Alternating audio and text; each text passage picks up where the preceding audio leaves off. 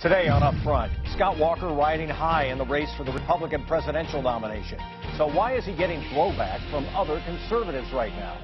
We'll talk about it today with our political panel, Christian Schneider of the Milwaukee Journal-Sentinel and John Nichols of the Capital Times. Then, deep proposed cuts for K-12 education, what they'll mean for local school districts.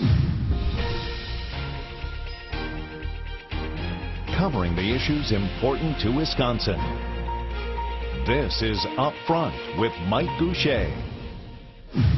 Hello again, everyone, and welcome to Up Front. It's early, very early, but you can make the argument that Governor Walker is the front runner in the race for the Republican presidential nomination right now. Heck, the governor himself might make that argument.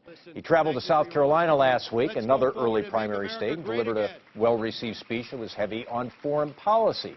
But with his rising profile come greater scrutiny and criticism, some of it now coming from his own party.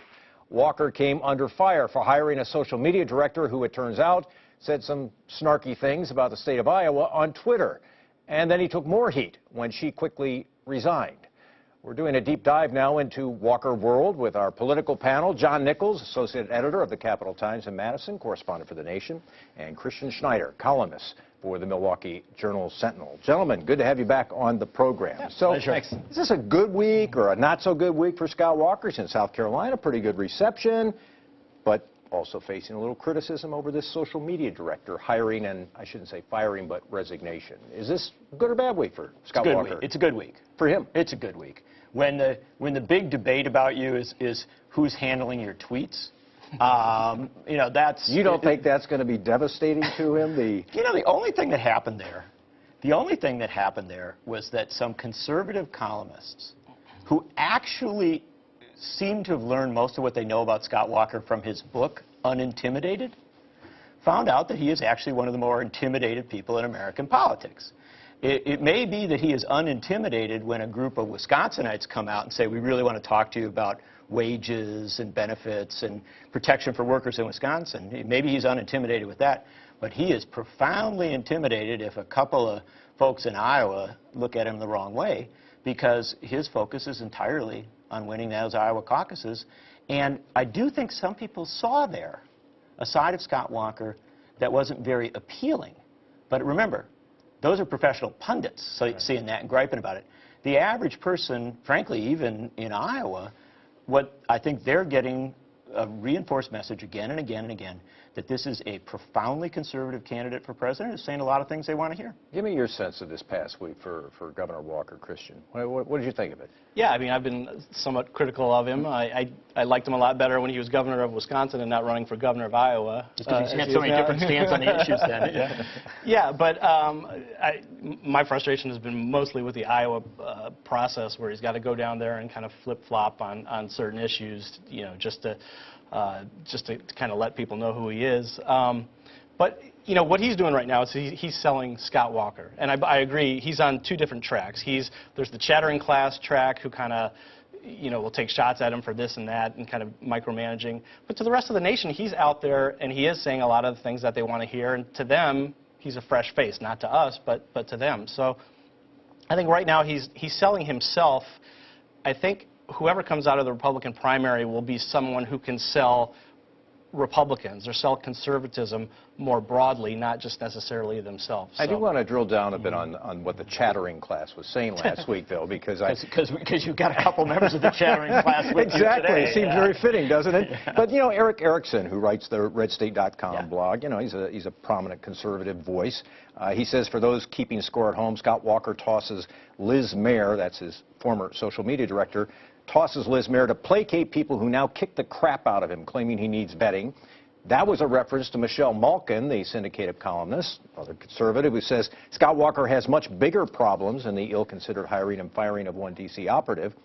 And then, of course, what Christian had to say in last week's column, which gets to this point, and this will be my question. You said, Christian, on the stump, Walker has made his toughness a centerpiece of his campaign, frequently invoking his fight against protesters in Wisconsin to advertise his thick skin. But if Walker can't stand up to a handful of moody Iowans, how's he going to stave off Russia or Iran? What's next? Will he put Iowa, Iowa State, and Northern Iowa in his Final Four bracket out of duty?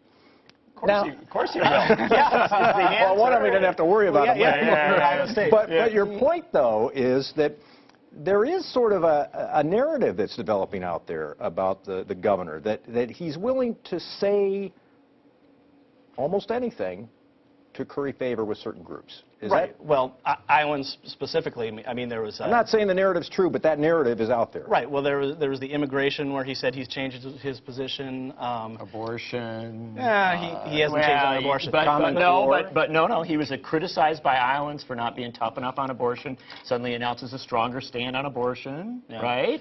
Again and again and again. Scott Walker has tailored his message to the electorate he's trying to appeal to. Now, the interesting dynamic here is that in 2014, in Wisconsin, he had a certain message because he wanted to try and run his numbers up. He didn't do well. He actually just is stuck at his 52% in Wisconsin. However, now he's flipped right over within months, changing stands all over the place, abandoning past positions, abandoning past commitments. There are people starting to realize that Scott Walker is not unintimidated. Scott Walker is profoundly intimidated. He is intimidated by his own absolute, desperate political ambition. And he will tailor himself to advance that ambition. As people realize that, they will start to see him not as some great, hope, but more and more as what he is, which is a career politician trying to game the process to jump up as fast as he can into the presidential competition. Well, let's not get crazy. He's not the first politician to cater to Iowans. I mean, we go through this every 4 years. Yeah, but he's unintimidated. As I did say, he's made this a centerpiece of his campaign, that I'm tough. I took on protesters and all this stuff. But as I said, if you can't stand up to a few Iowans. And by the way, somebody said just a few months ago, sitting in this right spot, that he would finish about 6th behind Bobby Jindal in Iowa. I said the last time I was on, I said he'd finish in the top 3 in Iowa.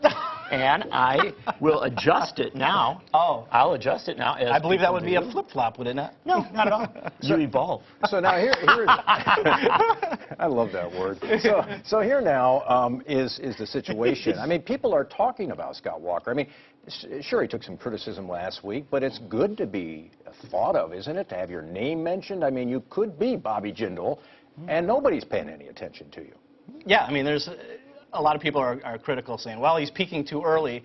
When you realize that, you look at the field, a lot of these guys aren't going to peak at all. I mean, 95% of them are going to be gone, in a few months. So to at least have your name on the upper line, I mean, let's face it, it's either going to be Jeb Bush, it's going to be Scott Walker, or maybe Marco Rubio jumps in there or something. But or maybe. The fact of the matter is that the people who are cheerleading Scott Walker a couple months ago, now we're starting to see columns about John Kasich, right? I mean, it's an interesting dynamic. Scott Walker has done a brilliant strategy, which is to go all in for Iowa with everything he's got, to run his numbers there and know that the national media covers Iowa as if it is a national race. The problem is that to win Iowa, he has to tailor his campaign in a direction where you end up, just to remind you, where President Santorum and President Huckabee, Iowa winners, have ended up. We're going to take a quick break.